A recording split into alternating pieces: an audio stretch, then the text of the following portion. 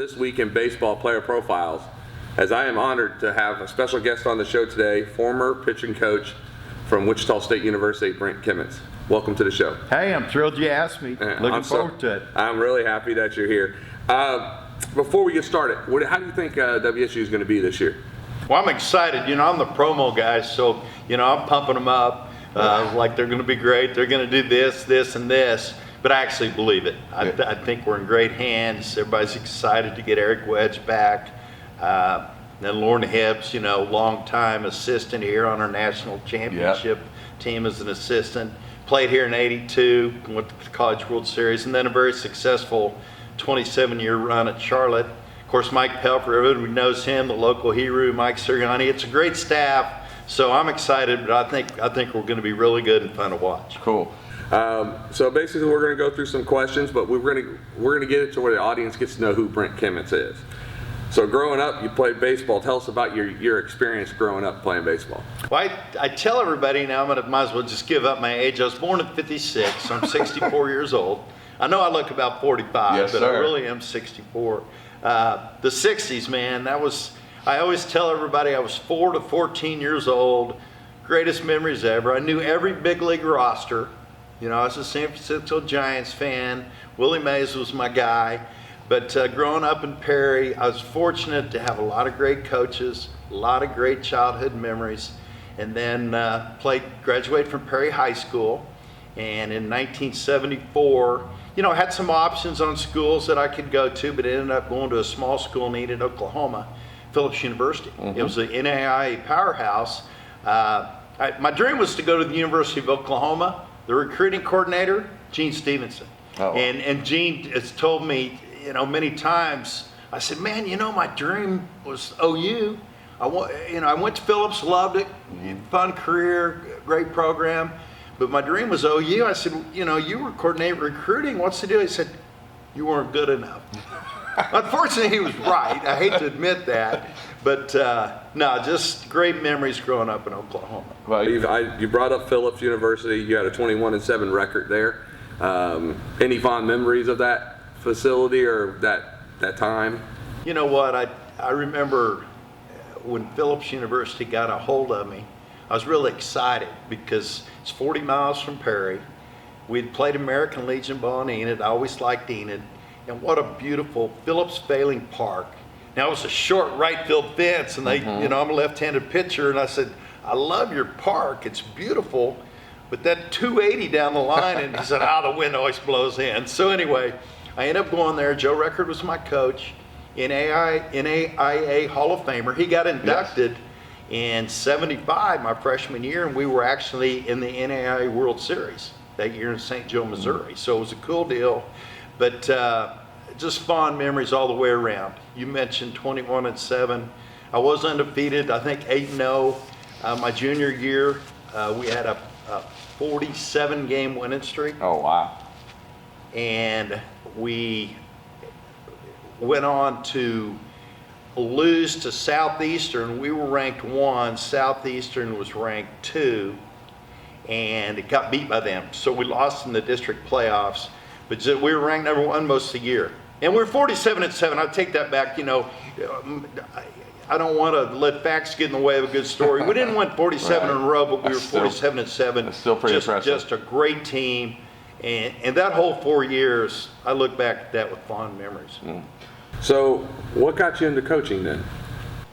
Well, initially it was like, I don't want to grow up. I don't want to go get a real job. I was like everybody else. I thought I was going to be this pro guy, play in the big leagues. I was very successful, in my youth years and at Perry High School. I had a nice career at Phillips University, so I thought I was going to play professional baseball, and I didn't get that chance. So I was like, I love sports. I'm just going to give it a shot to see, where it goes. So when it became obvious I wasn't going to play professional baseball, I started looking for places to get a master's degree. And I wrote Oklahoma, Oklahoma State, Arkansas, Wichita State. Well, I got the best response from Gene. Wichita State, the program was in its first year.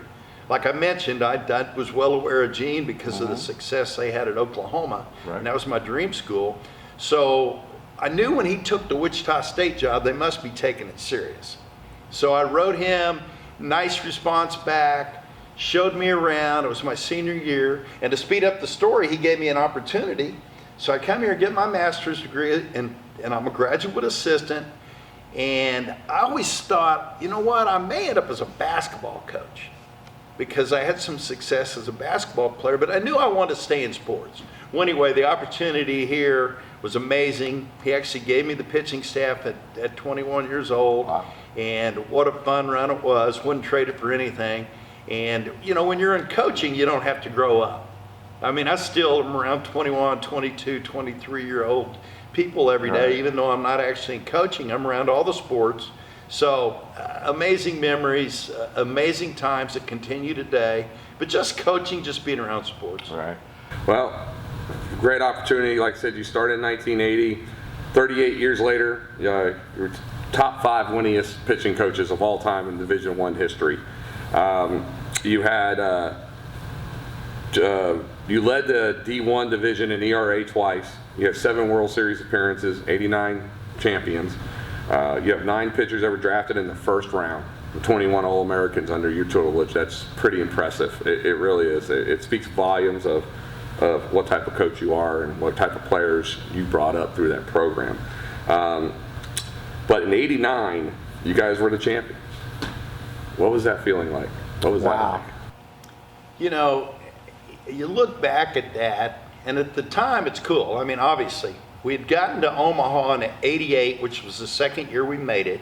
'82, we went and played in the finals. '88, I think we got third. And I think that set the stage for '89 because we had a great team, had to go down and beat Oklahoma State, who had gone to Omaha 7 years in a row. And we go down there, they're ranked 1.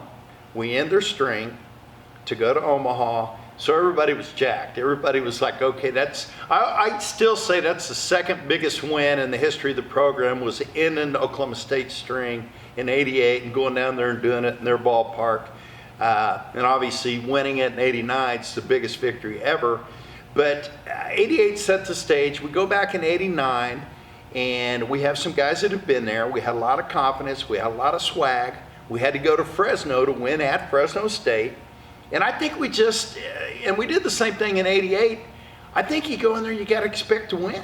Right. And in '89, it was like, even though we had a lot of injuries and had to overcome a lot, it's like, we're going there to win it. And we had guys that believed it. We had nice pieces. We had your primetime guys. We also had the blue collar guys. But it's one of those things at the time, it's a big deal. You go to the White House, we have a tour, a parade through Wichita. I didn't buy a drink or a meal that whole summer in Wichita. I was like loving it. It's like, I don't want next year to start. But it's even better as time goes on. You have the reunions, 10-year, and then, 15 and 20. And we recently had 25. I mean, it's just, the team has such a bond. The stories never get older, never get old. And you know how it is. Stories sometimes get better. Well, this one doesn't have to get any better. Right. We want it. So just one of those frozen in time moments that you think of fondly, obviously forever. So if you could pick out one moment in that season, and obviously you can say the championship game, that'd be cliche, but is there a moment in that season where you felt, we got a real chance? This is our opportunity. Was there a moment during the season, or was a particular game, something that made you feel that?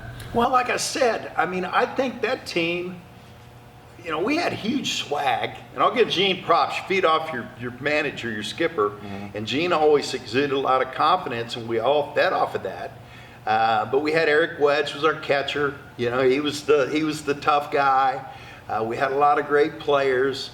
We had good pitching. Greg Brummett, he wins 3 games in Omaha. We have what I say maybe is the best closer in the history of college baseball, Jim Newland. 5-0, 18 saves, 1.08 ERA. I always tell him, you're the only numbers I can rattle off. I know your numbers. I've said it so many times. But that was such an edge for us to have him at the end of the back of the bullpen. We'd put him in the 6th inning, 7th inning, 8th inning, it was done.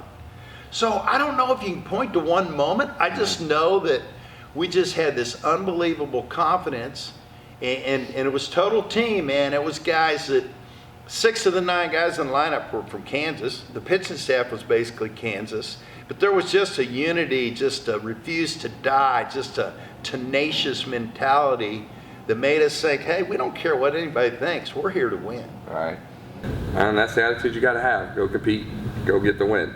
So you bring up Gene quite a bit. You've been around him so long. How did you two, because a lot of times there's a lot of friction between coaches and things happen. How did you two last for 38 years? That's a fair question. Well, Gene gives me the opportunity. I knew who he was, as I mentioned. He was the guy at Oklahoma and a big key to Enid Seymour's success. And Enid Seymour was just an amazing coach. But as I said, when he took the Wichita State job, I was like, wow. And I remember my head coach, Joe Record, saying, hey, you better, if you're looking to go to grad school, I'd look into Wichita State. They must be serious. And my break was I had a guy named Bill Brown, who was my pitching coach, who had coached Gene on an American Legion All-Star team in 1961. Gene, actually, we had this dialogue through text recently. Well, that was my big break, because Bill Brown gave me a nice, recommendation. So I get the opportunity. I'm 21, and me and Gene, I mean, the players will laugh when they're here. I know they're anxiously waiting, okay, what's he going to say?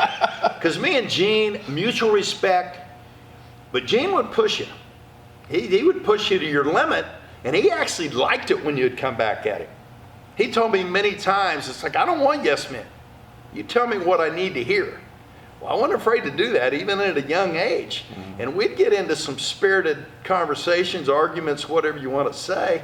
And I remember sometimes I go, oh, God, I think I took it too far this time. Well, Gene, we'd talk the next day, and he'd say, no, I like that. You're as into this as I am. You have passion. I don't want yes men. Like I said, that was always his comeback. And he would empower you.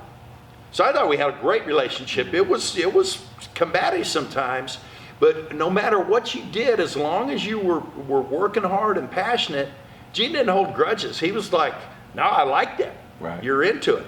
We may get into an argument, and 30 minutes later we're having lunch and nobody remembers why we were mad at each other. But the thing he did for me was he gave me confidence, because he gave me the pictures at 21, helped guide me. I mean, he'd always have input, but he let me be me. It was my pitching staff, and he was very respectful the way I did things. Like I say, sometimes spirited, but Gene would empower not only me, but he'd empower the players, and we all fed off that. Well, I could tell you it still lives on, because working for Stanford, he was the same way. He tell me all the time, I don't want a yes man. I want you to tell me how things need to be, and then we can discuss and all that. So your players, your former players, are all pretty much like that, to be honest with you. They've learned from you and Gene that same concept. Well, I enjoyed the Mark Stanford podcast you did a couple of weeks ago. I was driving to Oklahoma and I listened. And it was just so fun to listen, because I knew what his answers were going to be before you asked the question. And you gave him plenty of love. I mean, he, our all-time home run hitting leader, and at Wichita State, both 28 and I think it was 88, and for a career, just a great player, great coach. Been a friend, lifelong friend since we recruited him in, what was that, 84, I guess, out of North High School. But the one thing you forgot, and I had to jump in on it on Twitter, I took him to Anchorage with me. I was a pitching coach up there in 86 and 87. He led the Alaska League both years in home runs. And then in 86, we win the NBC tournament with the Anchorage Glacier Pilots. So I had to jump in and give him love on that. But he's a great example. He's had a great career in baseball. Thrilled he stayed in the game. But he has fire, but just a great baseball guy in every way. Yes. So you wrote a book, Youth Baseball Edge, The Mental Side of Pitching. Tell me about that book.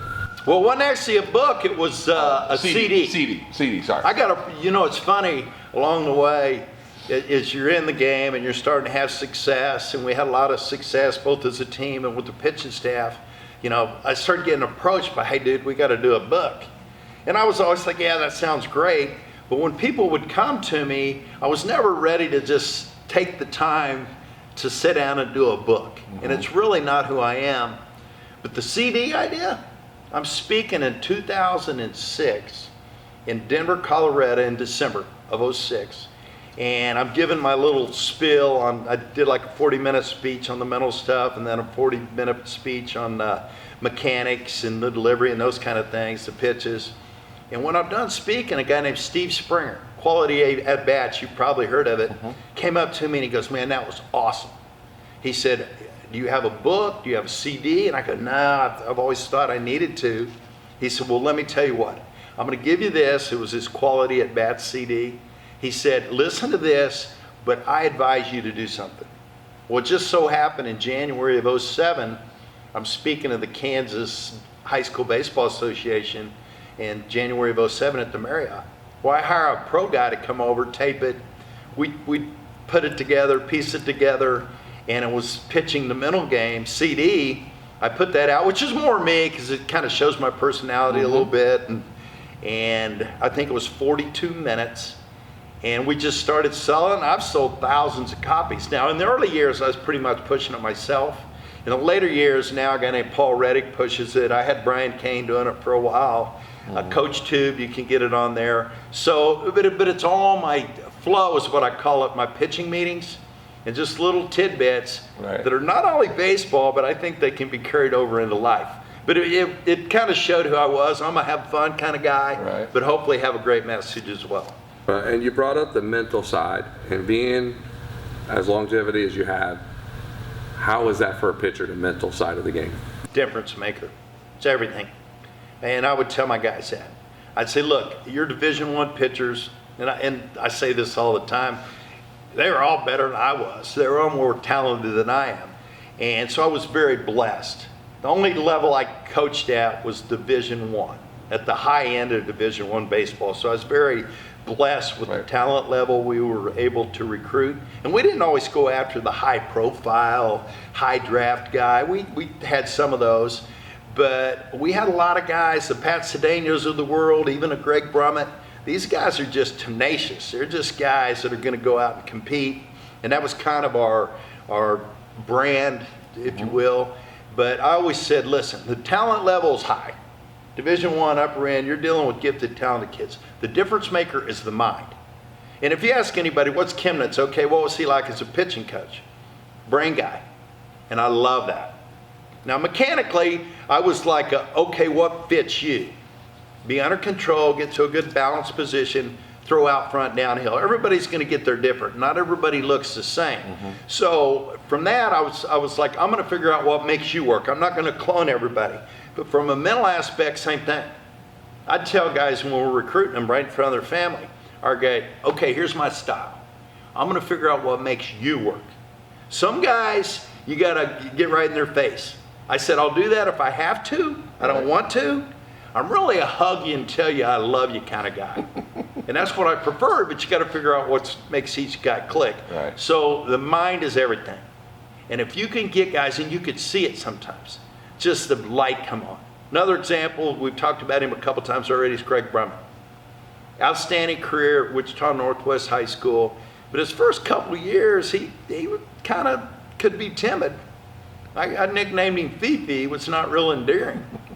His last 2 years, spike.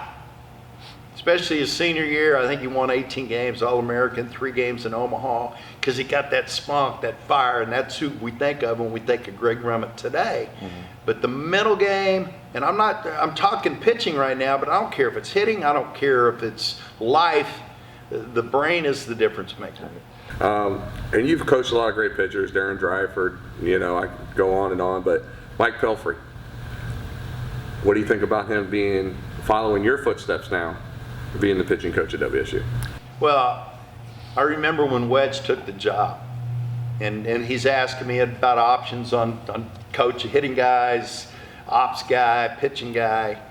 Well, Pelfrey was on staff, okay? He had been there just for the spring, and I have a long history with Mike Pelfrey, recruited him, All-American here, 12-year big leaguer. I remember telling Wedge, this guy is going to be special as a pitching coach. And I was going on, and Wedge was listening, and then finally he looked at me and goes, dude, I hear you, but your word means nothing. You love everybody. So I laughed, and there is some truth to that. But think about Mike Pelfrey. High school All-American at Wichita Heights High School. All-American at Wichita State, 12-year big leaguer, who comes back and gets his degree. When who's going to do that? Because he had a nice little run financially and in the game of Major League Baseball. It's obviously a great run. And he could be done. He could just be hunting, fishing, golfing. Well, he's now passionate about his second career, to be a pitching coach. So for him to be at Wichita State, a role I had for 38 years, I'm thrilled. And if you know Mike Pelfrey, and I know you do, most down-to-earth, easy to be around, passionate, fun, I think he's just going to be phenomenal. Because, he had me, so he would have my stuff. Hopefully he didn't forget it. But tack on to that, 12 years of major league experience, living it, the coaching you would have had there, and just that he's a learner. I mean, every day he's still grinding, trying to get better. I think he's amazing, not only as a pitching coach, but as a human being. You brought up recruiting during that response. What did you look for when you went out recruiting players? Well, and I give Gene a lot of credit for this, because Gene was an amazing judge of talent. And, you always picking his brain on what do you see here, what do you see there. And once again, it's kind of like the overall coaching thing. I give him a lot of props for just empowering me. But for me, I think we all like to talk about the ones we get right. Mm-hmm. We don't want to say a guy we missed on. Like Brad Penny, I didn't pull the trigger on Brad Penny. He ended up being a pretty good big leaguer. Pretty good. So my deal is have some fun and be able to laugh at yourself and say, what was I thinking? Now, fortunately, we got most of them right. And I got most of them right. But I was a big guy, you go gut, and obviously, you look at how the arm works. I don't want to act like I didn't look at velocity, because I did. But it's just the makeup. I probably did more homework on, okay, what's your background? Talk to the Legion coach, talk to the high school coach, go watch them play, pitch, get there early, see who's a good teammate. There's just so many things that go into it that determine, okay, this is a guy. Kenny Steenstra. I remember driving to Missouri, about a 5-6 hour drive to watch him pitch, small town Missouri. And he's 83, maybe touch 85.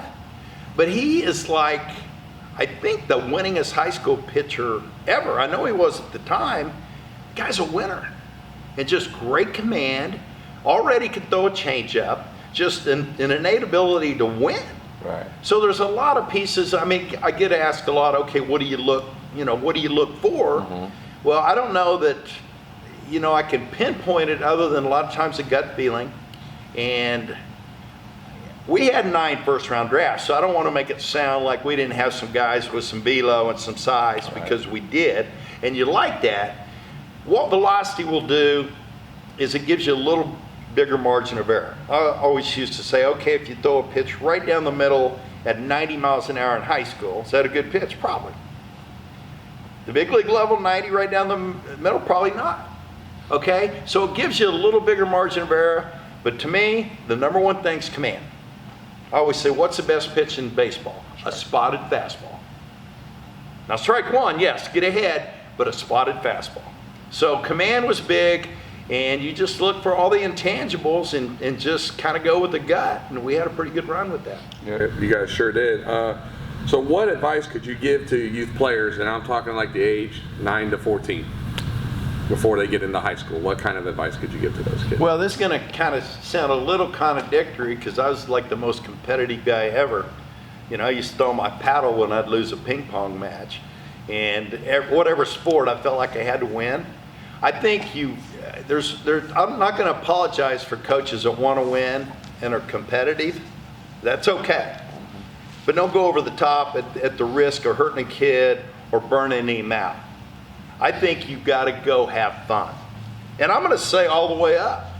I was listening to Jim Kelly driving over, and they were interviewing him about Buffalo, getting back to a chance. We hope it doesn't happen, because we want the Chiefs to win. But a chance to go back to the Super Bowl, and they went like 4 years in a row with him.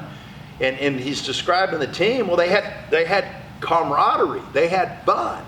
You look at our Wichita State teams, 89 and the 88 year, and you can go all through our teams. The ones that meshed and had fun, that you can't put a price on that. So when you're 9 to 14, learn the fundamentals. Yes, work hard, have passion, but man, have fun. Go out there and make it fun. Don't make it where, as a coach or a parent, where they're just dreading going to practice. Yeah, put in your time, but and work to get better, but have fun. So that leads me into high school. What advice could you give to the high school players now? Especially in this area. Right. Well, it's kind of the same thing, and you're limited a little bit because we get started a little bit later in Kansas, right. But not that bad. You can still play your games, and you can play your games in the summer. I think the same thing. You gotta put in your time. You gotta continue to grind to get better. But and I don't want to sit here and say, just have fun. It doesn't matter if you win or lose. I'm competitive as you get. So you want to learn to win, but you want to do it the right way and be a good teammate. I'm going to say a lot of things that it doesn't matter. I have 2 daughters, and here was my deal always. I said, I don't want to come late because I had a game, or I don't want to show up in the middle of your soccer match, or I don't want to show up in the third quarter of a hoop game and look out there and immediately know how you're playing because of your body language. I said, be that good teammate. You can bring that every day. Anybody that knows me goes, oh, Kenmitz, he pushes positive energy. Well, that's what you got to be. Be a good teammate. Be a good guy that's legitimately cheering for everybody, and you're there. You're the first one there. You're the last one to leave. And I know that's cliché, but you got to be that guy. But just have fun, positive energy, be a good teammate. So with the recruiting situation that everybody's in, especially D1s are even a little bit more behind for the simple fact they can't get out and recruit with COVID going on. How do you think that affects the next coming classes coming in? Well, it's such a challenge. And Mike Sirianni, I can't say enough about Mike. He was a volunteer assistant here for a couple years, took a head coaching job at Regis, and then he was a head coach down in Texas when we got him to come back here, or Eric got him to come back here. And he's now in his 2nd year, and he's that guy that's connected. Coached at Newman before he was over Wichita State, played at Creighton, played at Arkansas State, Iowa kid. I know the family. It was Casey Blake's neck of the woods, so I've known Mike forever since he's like 10 years old. So the challenge you get with COVID is the guys didn't lose their year of eligibility, which was the right thing. That was the right thing to do, but you get a roster logjam. You get guys coming back that were either going to graduate or sign. Now you have an extra class, so your numbers are a challenge. And then with the recruiting, we were big.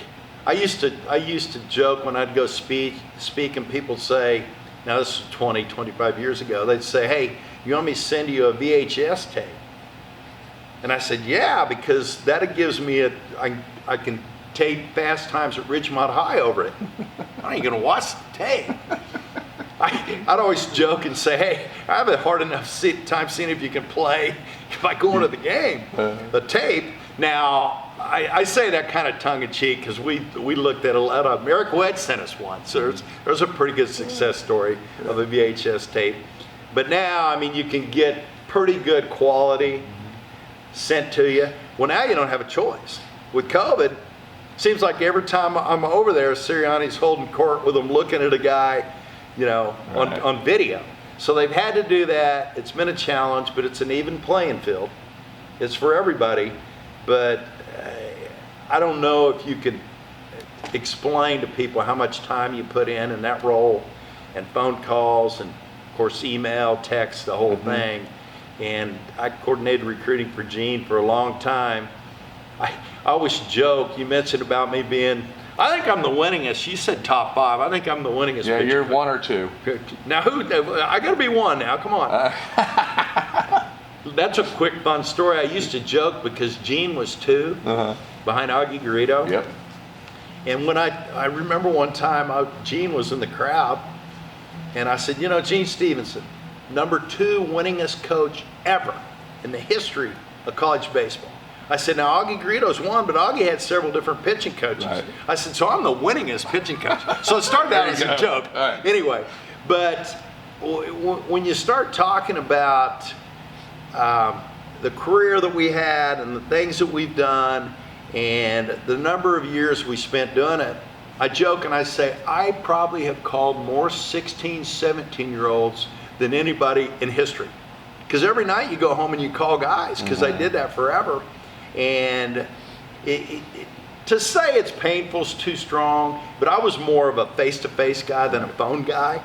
Texting actually saved me, and I was the last guy to give in on texting. But everybody's like, dude, you hate talking on the phone. That was made for you. So a lot of that goes on. But the thing that's been tough for them, I guarantee it, is just not being able to bring guys in on visits and going to see guys. So, being the big pitching guy that you are, is there one certain philosophy or something you have behind pitching? Well, I think you got to keep it simple. If you say, okay, what's your deal? Keep it simple. I always used to say, as a coach, well, I would say this to players. I'd say, when you leave practice today, you'll be better or worse. You won't be the same. If you have a plan and you come in and you're going to work on quickness to the plate, fielding in picks, I got to get a better changeup grip, and you go on with a plan, you'll leave better. If you're just trying to grind through it and you're just thinking about what you're going to do that night, your brain's going to create bad habits. Okay, so better or worse. Well, same thing as a coach. I always felt like you're going to leave better or worse every day. And you're either growing or you're becoming stale and therefore falling behind. I used to watch World Series games and playoff games. I sit there with a notepad and I'd be texting pitchers, hey, this is what I'm talking about. Look what Maddox is doing, or look what Glavin's doing. And constantly learn. But with that being said, regardless as a coach, how much knowledge you have, the only thing that's going to matter is how much each kid understands. I've listened to guys speak before and I go, that's the smartest guy I've ever heard in my life. I have no idea what he just said. So I would always put it on the plane of each guy. And some guys wanted a little more depth. Some guys want to look at video, and I was always kind of not against it, but it's like you need to quit using that as a crutch, okay?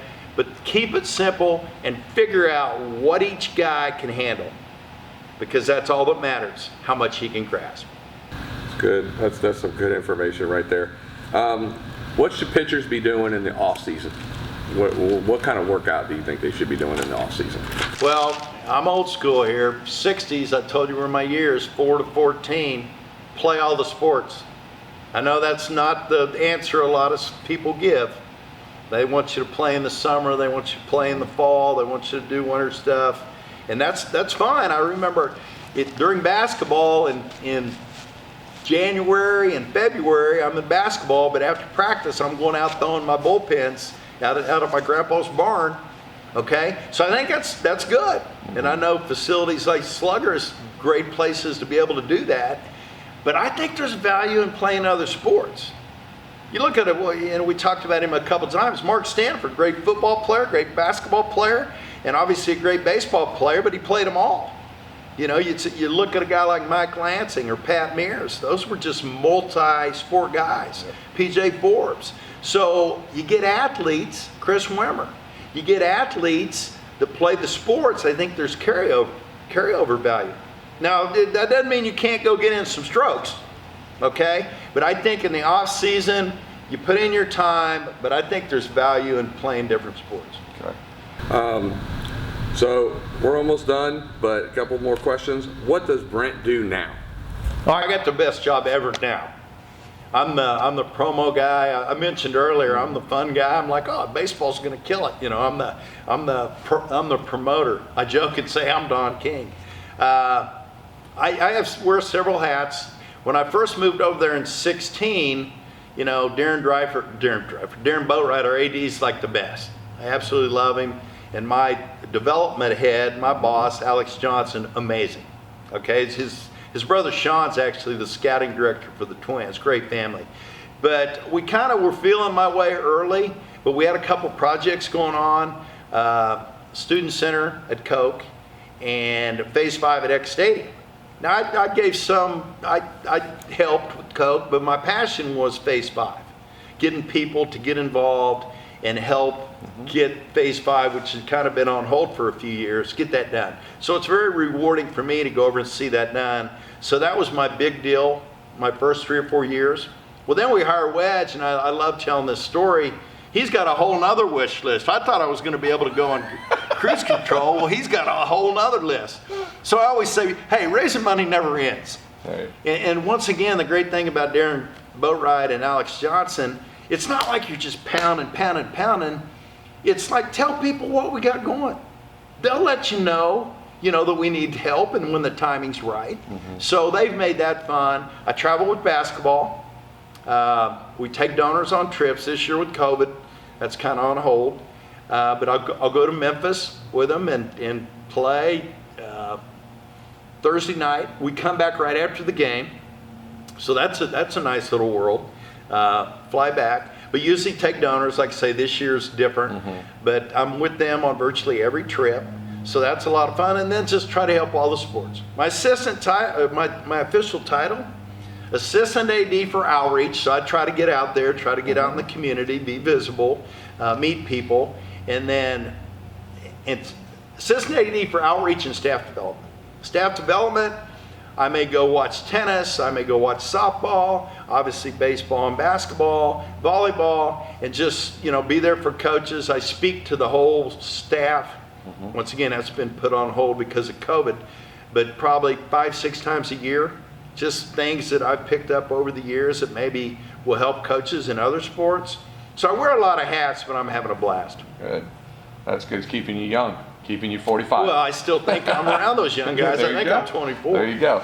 So finishing up here, any additional advice you can give to players, parents, anybody that's listening to the show today? Be supportive of, number one, your son or daughter, okay?